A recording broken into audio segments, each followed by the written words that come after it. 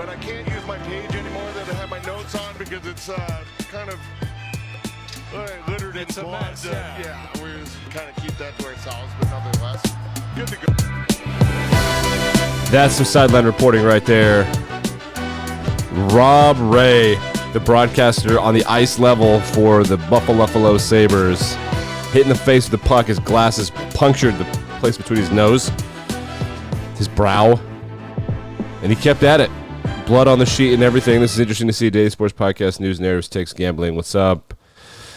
Draymond Green is what's up. Dre, what's good, dog? People went off on Dre yesterday, and now it's being reported that he has been suspended. Look at that gray in his beard, buddy. Whew, you are too old, too good to be acting like this. He's been suspended indefinitely by the association. And the best take I heard yesterday was from one of the old New York guys that ESPN hired to be on their show with that Mad Dog, I think. I don't know. These New York people think they're so important.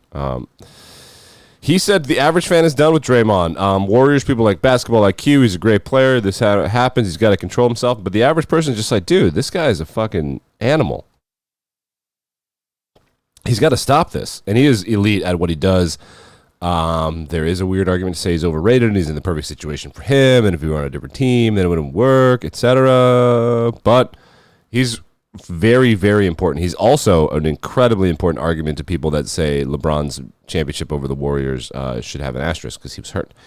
However, he just keeps doing this. He's already been suspended this year for 4 games, came back and just punched a dude in the face during play, and it cold cocked him. It was a cheap shot. So I imagine this will be 25 games, something really intense, maybe 15, I don't know. But this indefinite suspension is really great because what they do is like, look, we suspended him forever.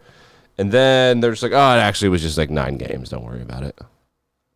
Don't worry about it. It's just a couple games. Don't worry about it. NFL owners met yesterday, and they were discussing stuff, including something called the hip drop tackle. Do you know what the hip drop tackle is? It's when a player is running away from you, and you as the defender, it's your job to tackle them. And now what happens is you grab them around the waist, because if you grab them by the horse collar or the nameplate, that is a 15-yard penalty. A hip drop tackle is when you grab them around the waist and then you try to tackle them from behind that way. They're going to make that illegal. So they're going to make tackling illegal because offensive players are getting hurt. When offensive players get hurt, everyone gets mad. And then they're so good. And then what are we going to do if our tight end gets hurt? And Tony Pollard broke his leg. So there were rumors that people were saying about 10 years ago that were like 2030 will be around the time when it becomes just like basically flag football. They're going to try to make it basketball. Because America's appetite for violence is going down. We're there. Tackling is illegal. They're going to make a tackle, a safe tackle for your brain. They're just going to make it illegal. Offense matters more than defense. America does not have the intellectual discipline to like defense. That's just a fact. And a lot of it has to do with fantasy. People don't care about football. They care about fantasy. They care about betting the over. They don't care about football. Yo. Whoops. Touch that button. Stop touching my button. Thirsty Thursday's trending. How about that?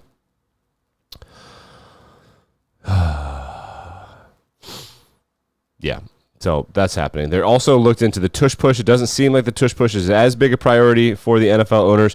Kareem Jackson of the Broncos commented on something. Here he was quoted as saying, let's read it right. Yeah, I feel a lot better leaving, being able to express myself, but I was told I am responsible for the offensive guys' protection.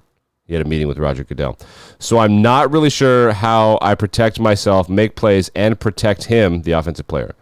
But that's what I was told. I'm not really sure what I do moving forward as far as playing this game, so hopefully I'll figure it out, that means the commissioner of the National Football League told the defensive player, protect the offensive guy. Protect the star, loser. And then, of course, we've already begun to see the brain drain of defensive talent. They're like, why would I play linebacker when I could play tight end? That's dumb. Except for running back. People don't want to play running back because they don't get paid. One interesting thing that came out of the NFL owners meeting as well, they're looking at safety stuff. The NFL Vice President for Football Operations, Troy Vincent, said that the kickoff is a dead ceremonial play, and that's good. I mean, a lot of crazy violent stuff happens on kickoffs, but whatever. It's a part of the game, but nothing ever happens. Even when the rules were good, it wasn't always, they return it to the 40, it doesn't matter. Saying the kickoff return to the 40 matters It doesn't matter. That's why teams are going for it on 4th down around the 40 now. Because it doesn't matter. If you give the opponent the ball on the 20 or the 40, it's basically the same thing. He's like, but it's 20 yards. But apparently, statistically, it isn't. Apparently, it doesn't matter. Inside the 10 seems to matter. 10 to 20 seems to matter, but 20 to 40 apparently doesn't. That's why teams are going for on like fourth and whatever on the opponent's 45. People are going for it because they're like, yeah, but I mean, a punt is just 30 yards, whatever. So kickoffs are, but I like this. But I like the ceremony. I don't want them out. I like the ceremony. I do like it. And every now and then, when the Chiefs are in a tough spot, they'll put Tyreek Hill back, or I guess now it'd be the Dolphins put Tyreek Hill there. That's fun for me. I enjoy that kind of thing. Shouts to Travis Kelce for defending his guy. Travis Kelce says Kadarius Toney is one of our best players. Yeah, dude, that's the problem. You didn't address the receiver position. Thought a tight end could just carry the load. And the thing is, you have to have a receiver so that the tight end could get favorable roles because you just double tight end over and over and over and over again.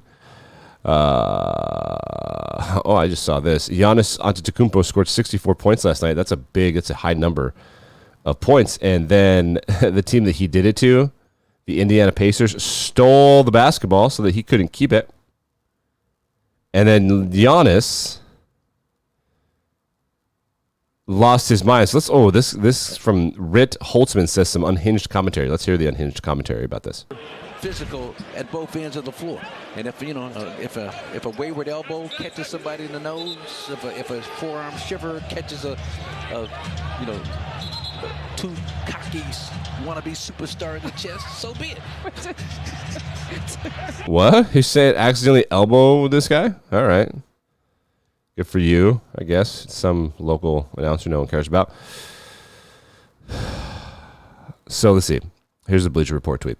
Thanasis, I don't know who that is, being held back after Nesmith and Giannis get tied up. Things getting chippy in Pacers Bucks. Oh, Giannis, dirty so they game. find him quickly. Giannis turns quickly. Yeah. Oh. Players need to stay. The NBA's having a tough season. The NBA is having a tough season. This is the kind of stuff that people wanted out of hockey, and it seems to be happening more and more in basketball. The NBA is having a tough year, man. And then they're giving people texts for talking shit to refs, which is the thing about reffing. And I not reffed at a very high level, but I have reffed certain sports before, and I can tell you, you either control everything or you control nothing. And if you start to just occasionally give people a text for running their mouth, then that doesn't control the game. It doesn't scare anybody. They're just like, yeah, whatever. NBA's got a problem this year. There's just like it's become a significantly more violent situation. Let's take a look at Giannis wanting the game ball, because apparently this is what I want to know. So he wants the game ball, 64 points. And the Pacers. Look, there is Giannis. Giannis going to the locker room. He's going to the Pacers locker room. Don't ruin a great evening. No. With some nonsense. Oh, man, this is riveting. This is riveting. There we go. I said for years the NBA was becoming WWE. This is WWE. They're like looking for the ball. Look, everyone's getting fired up. And then he just like, yo, I want my game ball, dog. And here's his game he had yesterday. Here are the numbers. Giannis Antetokounmpo, 60-plus points, 10-plus rebounds, 70% field goal percentage. The only players to have ever done that, I don't really understand the graphic. Who's that dude? I have no idea who these people are. Why not just say who they are? Anyway, the NBA, like we did it yesterday, the NBA is having a real thing. They got to get this under control. They got to start like suspending people and like it's got to be like, hey, they're losing control of the situation. And now basketball is starting to look an awful lot like hockey with this kind of nonsense. And people didn't want it in hockey either because it's nonsense. It's one thing to defend your guy and have to throw hands. Like it's weird that the fighting part of hockey is like the gentlemanly part, but the dirty shit is gross. So listen. Whatever. They got to figure this out. Giannis, man, he deserves a game ball, but he shouldn't go in the other team's locker room. If he just stood the high ground, people would care more about this. National Football League game tonight. The Las Vegas Raiders are playing the Chargers. The Chargers are without quarterback Justin Herbert, but that's okay. Easton Stick from North Dakota State is here. Look, I understand North Dakota State is not the National Football League, but I'm used to winning. You know, that's I only know one way. And this is a production business, and I understand that. And so just going to go out there and try to play my best. Fair enough. I only know one way, being the biggest fish in a small pond, I guess. You never know what could have happened. I mean, Carson Wentz probably should have been recruited to other schools. Let's take a look at the ball game. The Raiders are favorites. Justin Herbert is out. Keenan Allen is out. The Chargers are limping through the finish line, and they don't want to win any more ball games. They would like draft position, which makes a ton of sense to me. Why would you want to win these games? They don't. They are completely useless. The Chargers right now have the 10th overall draft pick, but they have the same record as the team that's got the 5th overall draft pick. Losing ball games is becoming important to them. So, Raiders favored by 3. Hold on a second. NFL playoff picture. Are the Raiders still? They lost. They probably should have beat that. If they had beat Minnesota 3-0 instead of lost to Minnesota 3-0, I suspect very strongly they may have been in a better playoff picture situation. All right, let's find out. So the Colts are the 7 seed. The Texans, Broncos, Bengals, Bills are all there. They are all 7-6. So there are, let's see if we get this straight, 1, 2, 3, 4, 5, 6 teams with 7-6 records in the AFC. The Raiders are 5-8. So no, they got to win. If they win 2 in a row, if they get themselves to 7-8, it'll get weird. It'll get weird for them. But essentially a meaningless game. I don't care. Aiden O'Connell versus Easton Stick. Screw it. Raiders 3.5-point favorites. I like the Raiders to cover in this game. But maybe Easton Stick, after talking all that shit, will do something. Over-under's 34.5. Primetime unders always hit. So over-under 3.5, that's what, like 20, it's like 17-14. That would be what? 31? God damn it. 20 to 17? No, that would be 37. Damn it. 18 to 16, 15? 18 to 15? Somewhere in there. 15, 18, 19, 16. That's what we're looking at in this game. It's a lot of field goals. The Chargers defense sucks. They give up a lot of running yards. Over.